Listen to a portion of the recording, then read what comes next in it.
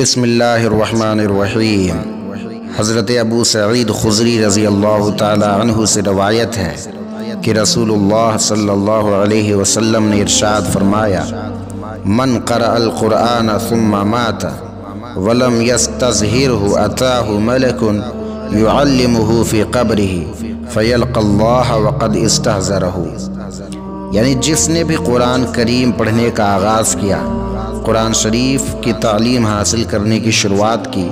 اور قرآن کو مکمل کرنے سے پہلے ہی مر گیا، انتقال کر گیا، تو اس کی قبر میں قرآن کی تعلیم کے لیے اللہ تعالیٰ ایک خصوصی فرشتہ مقرر کر دیتا ہے جو اللہ تعالیٰ سے ملاقات سے پہلے اس کو مکمل قرآن پڑھا دیا کرتا ہے۔ حضرت یزید رقاشی فرماتے ہیں کہ مجھے معتبر ذرائع سے معلوم ہوا ہے کہ اگر کوئی بندہ مومن اس حال میں وفات پا جائے کہ اس کی تعلیم قرآن ابھی مکمل نہ ہو سکی،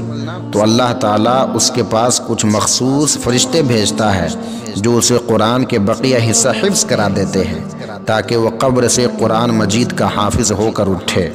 اور حضرت امام یافعی رحمۃ اللہ علیہ نے اپنی کتاب روضۃ الریاحین میں لکھا ہے، حضرت اکرمہ کا قول کہ یؤتی المؤمن مصحفا یقرأ فیہ، یعنی قبر کے اندر بھی مومن کو ایک مصحف یعنی قرآن دیا جاتا ہے تاکہ وہ قبر کے اندر بھی اس کی تلاوت کرتے رہے۔ ایک مرد صالح کا قول ہے کہ میں نے ایک بندہ مومن کی قبر کھودی